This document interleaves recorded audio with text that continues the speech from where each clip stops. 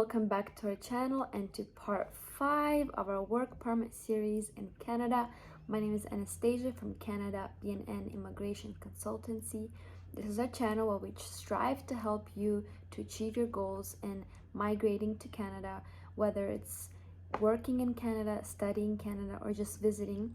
We're here to simplify your process to coming to Canada and help you with any of your immigration concerns. If you haven't already, please feel free to subscribe to our channel where we will be posting every week videos that may be able to help you in any of your immigration questions or concerns. In the previous video, we talked about how to apply and how to generally understand the application process. When you apply, you send all of your information and documents to a consultancy agency, which in this case would be us, because this is what we specialize in. After you've submitted your application and all of your documents, we will take care of that. We will process it for you, and this is when the waiting period starts. So what happens in this waiting period, and what should you do while this waiting period or process takes its course? So let's get straight into it. In this video, we will talk about what to do while you wait.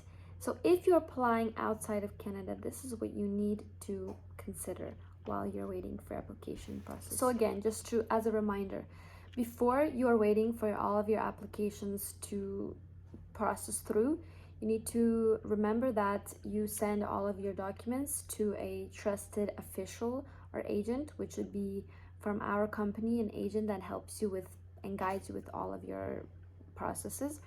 While you wait for your application to process and your documents to be reviewed, you need to be sure to remember that during this waiting period, we will be working through and checking all of your biometrics to make sure to see if your biometrics are correct, to make sure and see if all of your application is completed.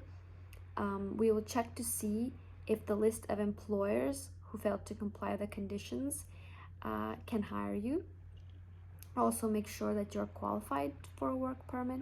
That's very important as well. After we make sure to see if you're even qualified to work for a work permit, we will possibly as well ask you to go for an interview in your country. And this is important because oftentimes for job applications, they may require for you to go to an interview to an official and a Canadian official that is working in your country. The other thing that you may be asked to do is to take a medical exam, which is very important, and that also, in that stage, it actually prolongs your application process to about 3 months. So that's kind of the downside of this. However, this may be required of you and you will be asked ahead of time, so don't worry, it will not be that much delayed in your application. So what happens if your application is not approved? Well, this is exactly what the waiting period requires of you to do. When you are waiting, you may get a notification or a message or email from us saying that your application has not been fully processed or is not approved, and this is what you need to do to fix the situation, to further your journey along and to make sure it gets approved.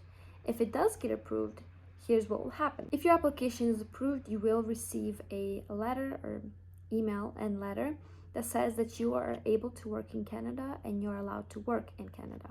This letter will be called the Port of Entry Letter of Introduction. This is a letter that you need to make sure to bring with you while you're traveling to Canada. And what will happen next is that when you travel to Canada and you reach the border, you will need to be sure to show this letter, because you do not receive your work permit in your country. You actually receive it in the port of entry. Something to remember, this port of entry letter of introduction is not your work permit. I repeat, this is not your work permit. You will only receive your work permit at the port of entry, in other words, when you arrive to Canada. The work permit will include the type of work you can do, the employer you can work for, where you can work, and how long you can work and stay.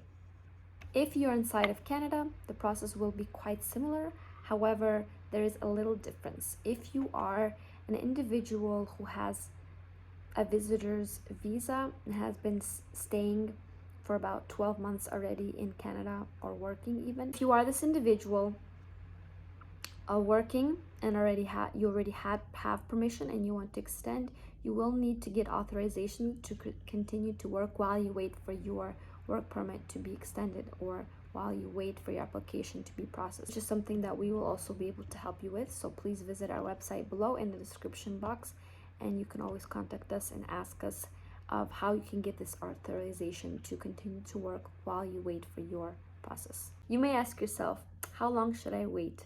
How long should I be patient? Well, this process then will take about 30 business days, so don't worry. It sounds quite a lot, but it actually goes by very quickly. Thank you so much for viewing our video and watching. I hope this gave you a little bit of an insight of what to do while you're waiting.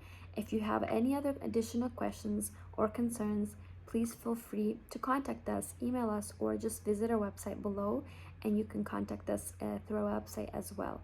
We're so thankful that you had the time to watch our video, and we cannot wait to meet you again on our next week's video. Please feel free to join us and stay tuned. Have a wonderful weekend.